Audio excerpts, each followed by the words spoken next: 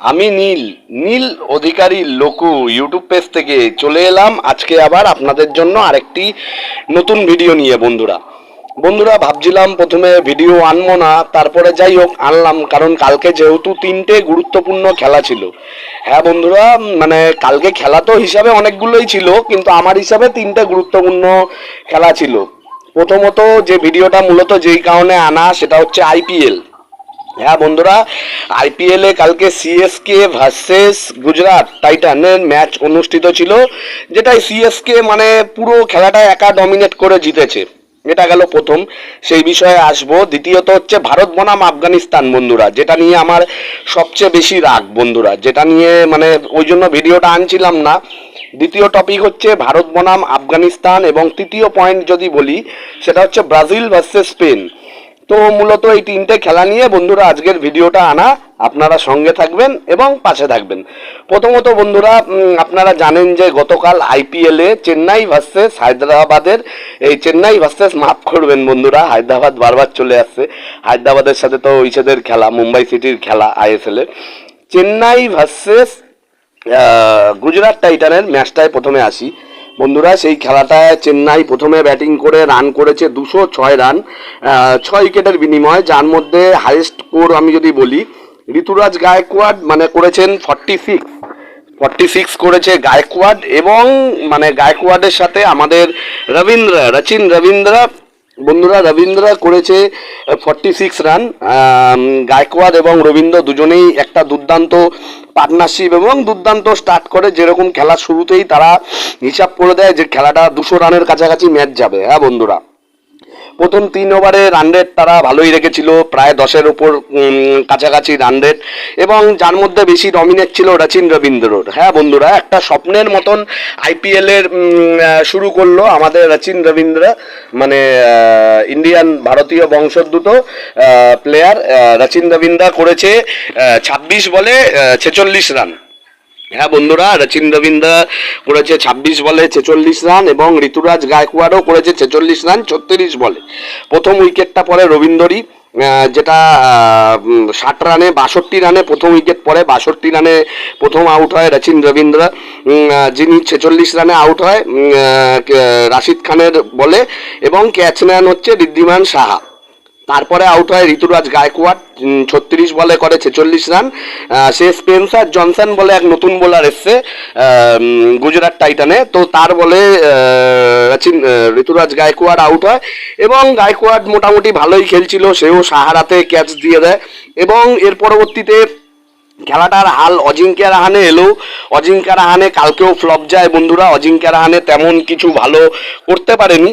হ্যাঁ বন্ধুরা, অজিঙ্ক্য রাহানের জায়গায় তারপরে আছে শিবম দুবে করেছে বন্ধুরা 23 বলে 51। হ্যাঁ বন্ধুরা, এই হচ্ছে শিবম দুবে, যার জন্য ভিডিও বানানোর একটা আলাদা এনার্জি আসে, কারণ শিবম দুবে প্রমাণ করে দিয়েছে যে আগামী টি20 বিশ্বকাপে তার যা কাউকে জায়গা দিক বা না দিক, তাকে জায়গা অন্তত দিতে হবে।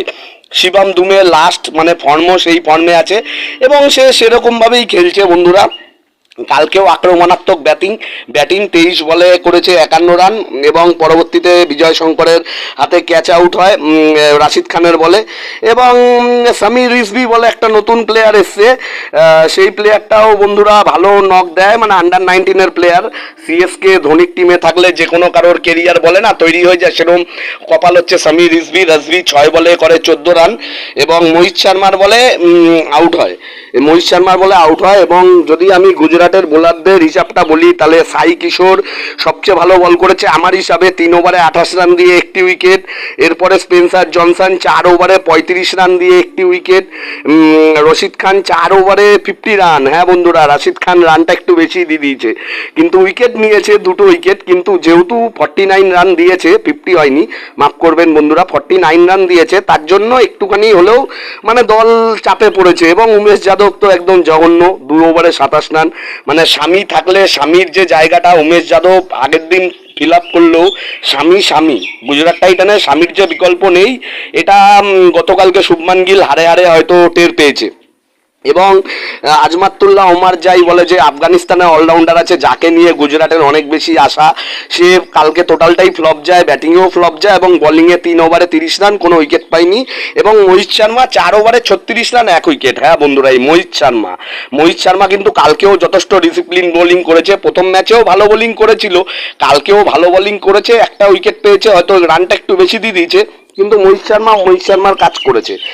এর পরবর্তীতে বন্ধুরা গুজরাটের টিম প্রথম ব্যাটিং করতে নামে, সেকেন্ড ব্যাটিং করতে নামে এবং প্রথমেই শুরুতেই শুভমান গিল ফ্লপ যায় এবং ঋদ্ধিমান সাহা শুরুটা ভালো করলেও 21 রান করলেও পরবর্তীতে সেরকম অতটা কাজে আসেনি। এবং সাই কিশোর বলে যে একটি ব্যাটসম্যান আছে, সাই কিশোর মাফ করবেন, সাই সুদর্শন করেছে 37 রান এবং ইসে করেছে ডেভিড মিলার 16 বলে করেছে 21 রান।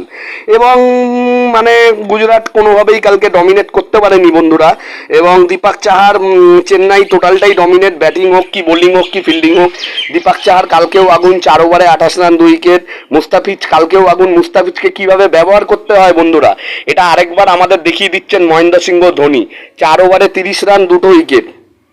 এবং তার সাথে তুষার দেশপান্ডে প্রথম ম্যাচ ওর ভালো হয়নি, হাফ সেঞ্চুরি করেছিল, অনেকে ভেবেছিল দ্বিতীয় ম্যাচ খেলাবে না, কিন্তু ঋতুরাজ গায়কোয়াড় তার পাশে থেকেছে।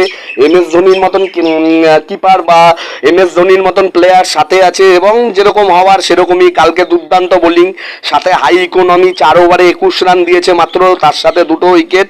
এবং ইসে 4 ওভারে 29 রান দিয়ে 2 উইকেট নিয়েছে এবং 2 ওভারে 18 রান দিয়েছে আমাদের ইসে 4 ওভারে 29 রান দিয়েছে এবং 2 ওভারে 18 রান দিয়েছে। তো হিসাব গেল বন্ধুরা, মানে ইয়ের খেলাটা, মানে IPL এর খেলা গুজরাট ভার্সেস চেন্নাই, যেটায় গুজরাট পুরোপুরিভাবে হেরেছে, মানে কোনো দিকে ডমিনেট করতে পারেনি। এবার আসি বন্ধুরা ফুটবলের কথায়। বন্ধুরা আপনারা জানেন যে গতকাল ভারত বনাম আফগানিস্তান, মানে একটি ফুটবল ম্যাচ ছিল যেখানে ভারতের র্যাঙ্ক সম্ভবত 115 এবং আফগানিস্তানের র্যাঙ্ক 165। সেই খেলাতেও বন্ধুরা আমরা দুর্দান্ত বাজেভাবে হেরেছি। প্রথমে আমরা একটা গোল পেনাল্টি থেকে করি 38 মিনিটে। সুনীল ছেত্রী কালকের কেরিয়ারের 150তম ম্যাচ খেলেছে। 150তম ম্যাচ খেলে বন্ধুরা সুনীল ছেত্রী 150তম ম্যাচ খেলে বন্ধুরা একটা গোলও করেছে পেনাল্টিতে, কিন্তু সেটা কোনো কাজে দেয়নি, কারণ ইগর স্টিমাকের ভুল পলিসির জন্য।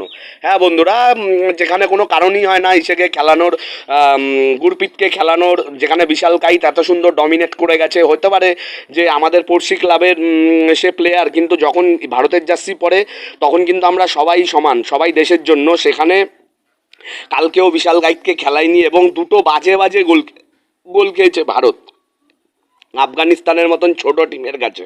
তাও তো আফগানিস্তান মানে ফুল টিম খেলায়নি। হ্যাঁ বন্ধুরা, আফগানিস্তানের যে ফুল টিম সেটা কিন্তু খেলেনি, তারপরেও ভারতের এই শোচনীয় হার। 2-1 গোলে ভারত হেরেছে কালকে ফুটবল ম্যাচটা, যেটা আমার খুবই বাজে লেগেছে বন্ধুরা। আমার সহ যত ফুটবল ফ্যান আছে, মোহনবাগান, ইস্টবেঙ্গল সমর্থক, সকলেই বিভিন্ন গ্রুপে তাদের মতামত দিয়েছে যে খুবই বাজে পারফরমেন্স কালকে ছিল ইন্ডিয়ার।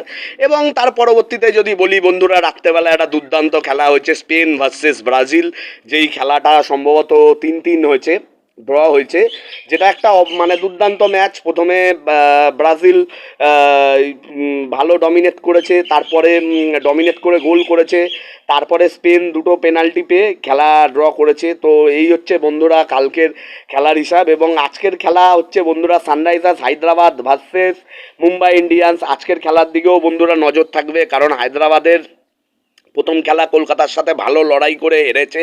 দেখা যাক আজকে হায়দ্রাবাদে প্যাট কামিংসের হায়দ্রাবাদ কী করে, যেখানে হেনরি ক্লাসেনের মতন প্লেয়ার ইনফর্ম রয়েছে, ভালো ফর্মে রয়েছে, প্যাট কামিংস রয়েছে বোলিংয়ে, এবং সাথে রায়ান আব্দুল শেখ সামাদ আছে সাথে। মোটামুটি মানে হায়দ্রাবাদের টিম খুব একটা খারাপ না। দেখা যাক বন্ধুরা আজকে হায়দ্রাবাদ আর মুম্বাইয়ের খেলা কে যেতে, কারণ মুম্বাইও কিন্তু প্রথম খেলা হেরেছে বন্ধুরা। গুজরাটের প্রথম খেলা মুম্বাইও হেরেছে।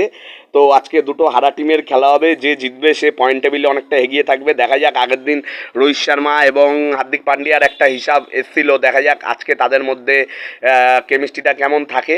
তো বন্ধুরা, আপনারা যারা নীল অধিকারী লোকু ইউটিউব পেজের ভিডিওগুলো দেখছেন তাদেরকে জানাই ধন্যবাদ, এবং আপনারা এখনও সাবস্ক্রাইব করছেন না, সাবস্ক্রাইবার একদমই আসছে না। নীল অধিকারী লোকু ইউটিউব পেজটা যারা, যদি ভিডিও ভালো লাগে তাহলে অবশ্যই সাবস্ক্রাইব করবেন এবং পেজটা শেয়ারও করবেন। নতুন পেজ, মানে সবে 3-4 মাস হলেও ভিডিও করছি। আপনাদের ভালোবাসা থাকলে আগামী দিনে আরও ভিডিও আনবো বন্ধুরা। অনেক ধন্যবাদ, এবং আপনারা সকলে নীল অধিকারী লোকু ইউটিউব পেজটা সাবস্ক্রাইব করে দেবেন। অনেক ধন্যবাদ বন্ধুরা।